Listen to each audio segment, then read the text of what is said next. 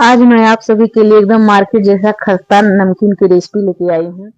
Hello everyone, स्वागत है आप सभी का नंदनी कुकिंग लाइफस्टाइल में। तो दोस्तों, चलिए रेसिपी स्टार्ट कर ले रहे हैं। तो यहाँ पर हमने एक परात ले लिया है जिसे हम लोग कठौती बोलते हैं। यहाँ पर हमने 500 ग्राम मैदा ले लिया है। थोड़ी सी हमने अजवाइन को हाथों पे क्रश करके लिया है और थोड़ा सा हमने यहाँ पे कलौंजी ले लिया है। और स्वाद अनुसार हम यहाँ पे नमक ले रहे हैं और आधा कटोरी हम यहाँ पे तेल ले रहे हैं। ये रिफाइंड ऑयल है।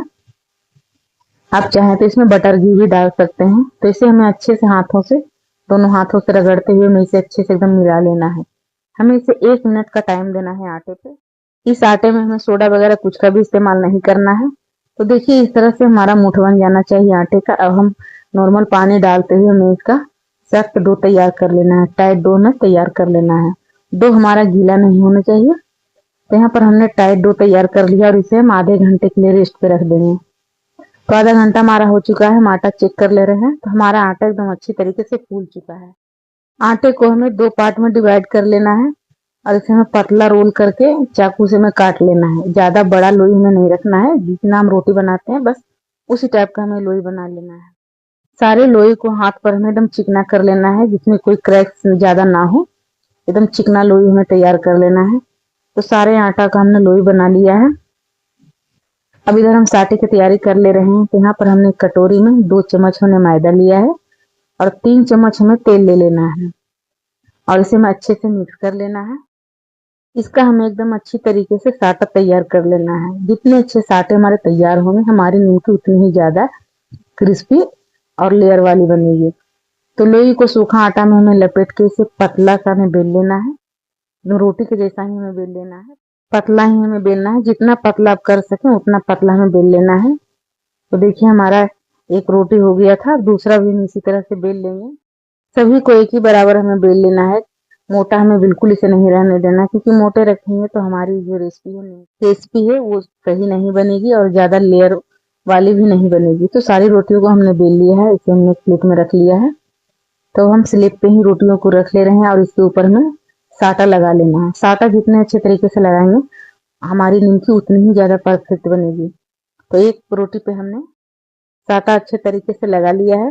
अब इसके ऊपर हम हल्का सा मैदा छिड़क देंगे। अब इसके ऊपर हम दूसरी रोटी डाल लेंगे और दूसरी रोटी के ऊपर भी हमें अच्छे से साटे को लगा लेना है ब्रश से, जिससे कि हमारी जो रेसिपी है वो एकदम से क्रिस्पी बने। तो इस पे भी हमने ऊपर से हल्का सा मैदा छिड़क दिया है। मैदा छिड़क देने से क्या होगा कि जो हमारी लेयर है वो अच्छे से निकल पाएगी लेयर। तो तीसरा रोटी पे भी हमने लगा दिया है। आप चाहें तो और रोटियों के ऊपर रख सकते हैं, लेकिन हमने यहाँ पे 3 रोटियां ही रखी है। इसके ऊपर भी हम मैदा छिड़क दे रहे हैं और इसे हम साइड से फोल्ड कर लेंगे। तो फोल्ड किया हुआ पार्ट पे भी हमें साटा लगा लेना है। उस पे भी हमें मैदा छिड़क लेना है। दूसरे साइड से भी हमें इसी तरह से फोल्ड कर लेना है। तो चारों साइड से हमें इसी तरह से फोल्ड कर लेना है। हलवाई भी इसी तरह से बनाते हैं। इसी कारण उनकी जो रेसिपी होती है नमकीन की, उनकी सारी परतें खुली होती है और एकदम बैलून की तरह से फुली फुली होती है। तो चारों साइड से हमें इसे पैक करके इसे हमें फिर से बेल लेना है और इसका हमें ज्यादा पतला नहीं करना है, मीडियम ही हमें रखना है। तो देखिए, हमें इतना बेल लेना है, इससे ज्यादा हमें पतला इसको नहीं करना है। तो रोटी से थोड़ा सा ये मोटा है, उतना हमें इसे रहने देना है। तो हम इसे कट कर ले रहे हैं। आप जिस शेप में चाहें उस शेप में आप कट कर सकते हैं। हम इसे चौकोर शेप में कट कर ले रहे हैं। तो सारे निमकियों को हमें इसी तरह से कट कर लेना है। ये रेसिपी बनाना बहुत ही ज्यादा इजी है और एक बार बना लीजिए और ये महीनों तक स्टोर करके आप इसे खा सकते हैं।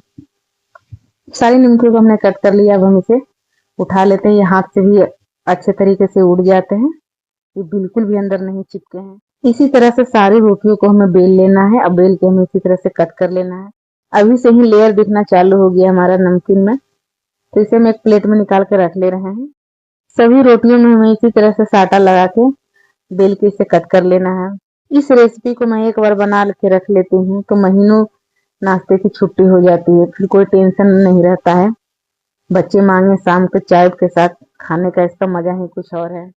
घर पे अचानक कोई मेहमान आ जाए, उन्हें भी आप ये नाश्ते में दे सकती हैं। सूखा नाश्ता है, इसे ट्रेवल वगैरह में भी इसे ले जा सकते हैं। इस नाश्ते को आप एक बार जिन्हें भी खिलाएंगे वो इस नाश्ते के दीवाने हो जाएंगे, इतने ज्यादा ही क्रिस्पी बनते हैं। दूसरा बैच को हम काजू शेप से बना ले रहे हैं। तो यहाँ पर हमने एक ढक्कन ले लिया बोतल का, उसी से हम कट कर ले रहे हैं। इसी से ये काजू शेप हो जाएंगे और इसकी भी परतें एकदम खुल जाएंगी और ये फूली फूली बनेंगी। इस रोटी में भी हमें उसी तरह से साटा लगा के हमें इसे कट कर लेना है। तो इसे भी ज्यादा पतला में नहीं करना है, जिस तरह से हम पराठे बनाते हैं उतना मोटा हमारा होना चाहिए रोटी। तो ये काजू शेप में बन जाते हैं। तो इधर हमने कढ़ाई गर्म होने के लिए रख दिया है, हमने लोहे की कढ़ाई ली है। तो रिफाइन को हमें एकदम पूरा हीट गर्म कर लेना है। तो हमारा रिफाइन एकदम हीट गर्म हो चुका था, तो हम यहाँ पे नमकीन डाल ले रहे हैं। हमारी नमकीन जैसे जैसे तेल में जाएगी एक एक नमकीन छूट के चल जाएगी। तो आप देख सकते हैं कितना हमारा नमकीन चिपका हुआ था, तेल में जाते ही ये एक दूसरे से अलग हो गया और एकदम बैलून की तरह हमारा नमकीन फूल चुका है। आप देख सकते हैं दोस्तों, नमकीन की सारी परतें दिख रही है, इतने ज्यादा क्रिस्पी हुए हैं और एकदम फूल चुके हैं पूरे बैलून की तरह। तो इसे हम निकाल ले रहे हैं। फ्लेम को हमने हाई ही रखा है। नमकीन तलते समय हमें फ्लेम को लो या मीडियम बिल्कुल नहीं रखना है, इसे हमें हाई पर ही रखना है। दूसरा बैच भी हमें इसी तरह से फ्राई कर लेना है। तो सारे नमकीन को हमें इसी तरह से फ्राई कर लेना है। तो हम तीसरा बैच डाल ले रहे हैं काजू का, नमकीन काजू जो हमने काटा था। आप देख सकते हैं नमकीन काजू भी हमारा एकदम अच्छी तरीके से फूल चुका है, एकदम डबल डबल हमारे नाश्ते हो गए हैं। तो सारा नाश्ता को हमने फ्राई कर लिया है और देख सकते हैं दोस्तों आप ये कितने ज्यादा क्रंची बने हैं, एकदम छूते ही ये टूट जा रहे हैं और एकदम बारीक से टूट जा रहे हैं। तो आप लोग को रेसिपी कैसा लगा जरूर में बताइएगा। अगर जरा भी मेरा रेसिपी आप लोग को पसंद आया हो तो प्लीज लाइक सब्सक्राइब करना ना भूलें, जितना हो उसके शेयर जरूर करें। Thank you.